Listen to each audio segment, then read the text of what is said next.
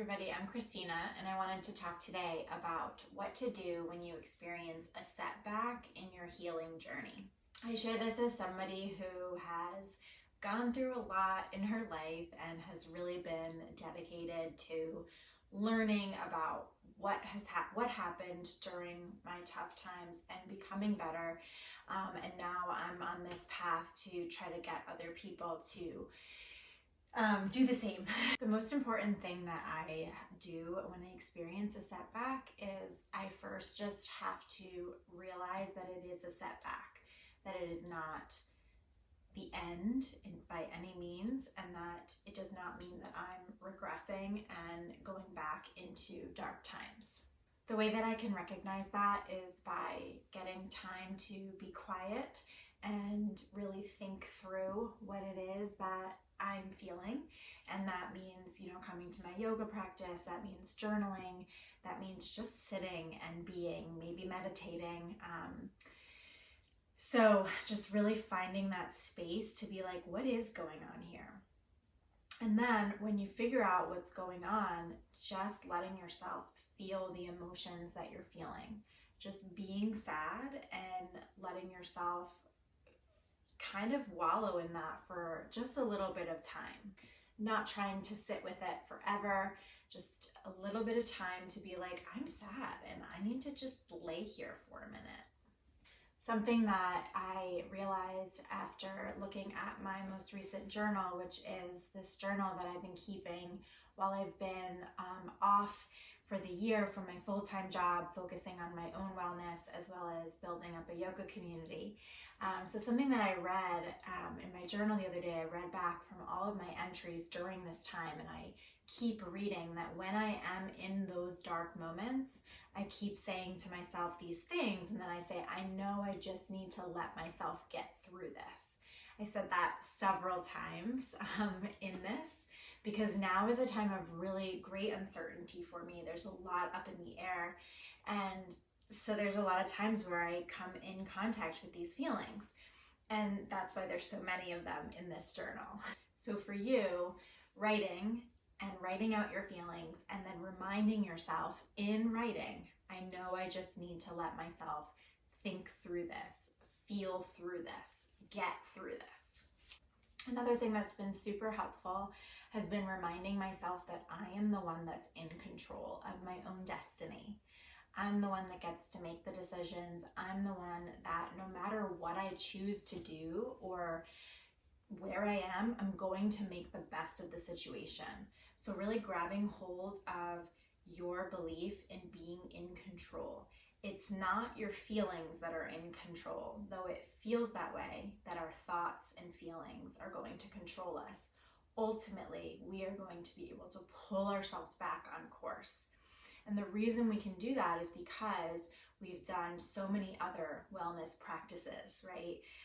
So wherever you are in your healing journey, your wellness journey, you have learned different things that you're able to do. For example, obviously, I like to do yoga as a way to ground myself and remind myself that I am in control. Also, engaging in what you feel passionate about, speaking with friends who are going to remind you of who you are and remind you of your power. All of these little things put us in the driver's seat. So doing everything that you can to get yourself back in that feeling of I am in control. Something that I love to do that maybe is a little bit different, I haven't really heard this suggested before, I like to go on YouTube and listen to people who are really inspiring speak. So for example, I have watched interviews with Oprah and Will Smith and Adele and lots of people that I just find to be really well adjusted. Once you go onto YouTube and you look for some of these inspirational speeches, then YouTube will start learning what you're looking for, and they will suggest people to listen to. And it's just really helpful to clue into some of these people who have done really amazing things in their life and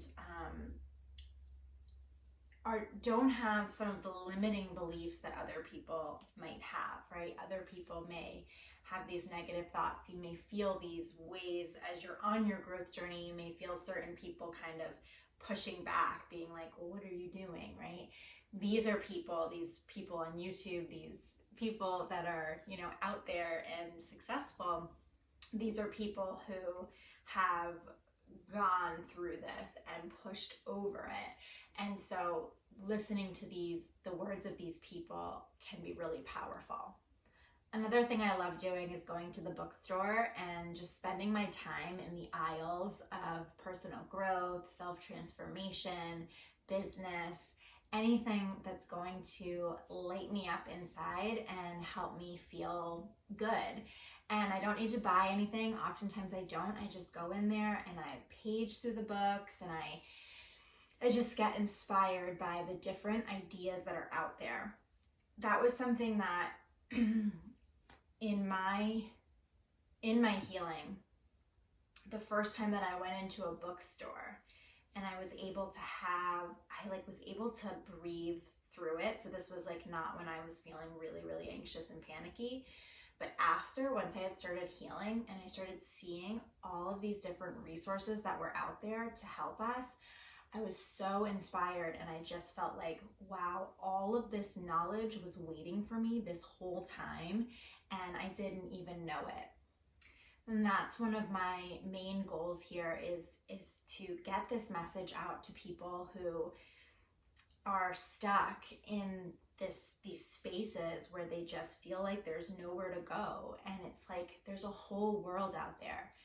When we're in those places, though, we feel like nobody understands. We feel like there's nothing out there for us. So I will ask now if you could hit the like button and subscribe to my channel. This will help more people to hear my message. The other thing I love doing that is a little bit embarrassing to admit, but some of you maybe aren't watching halfway through the video. Dancing and listening to music in my room and just, closing the shades and just dancing my heart out has been such a therapeutic thing for me. It's a lot like yoga for me, where I feel so in my body and so rhythmic and so a part of the world and a part of myself that I feel it's so healing. And in some of my darkest moments, when I was able to, once I hit the point where I was able to be out of bed and moving around, this was something that would really feed me and make me feel so much better. Once you're feeling up to it, something that can be really powerful is to have some sort of ritual that will cleanse yourself of and your space of that setback time.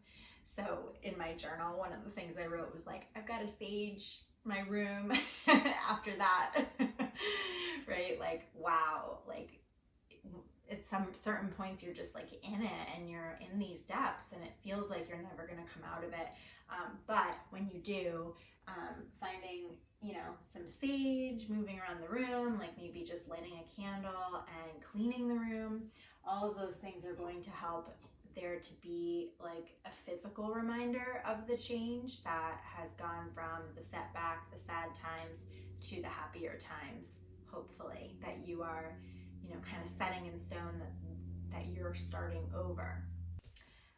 Oh my God, I just recorded a whole thing and my iPhone didn't catch it, so I'll do it again. The last thing I just want to say is making sure that you tell people how you want them to show up for you during this time.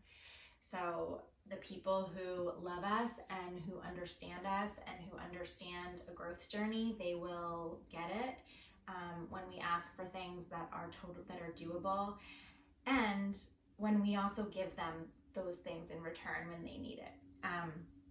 Asking them for what you need. So for example, if you have kids and you need help to have an hour yoga practice, asking somebody to watch your kids while you do this yoga practice for an hour is going to give you what you need, and it's going to help those people know what to do to show up for you.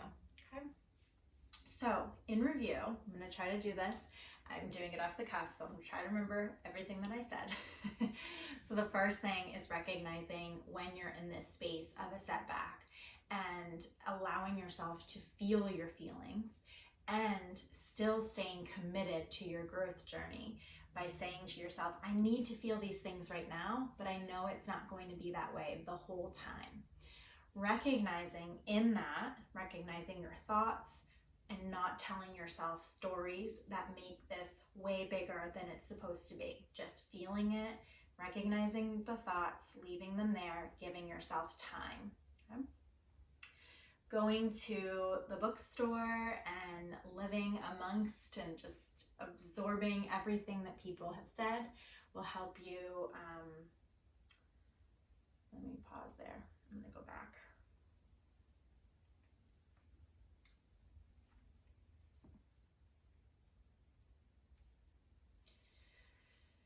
Taking time to do the things that you know you need to do, that you've already learned throughout your growth journey, like doing yoga, engaging with your passion, speaking with a friend.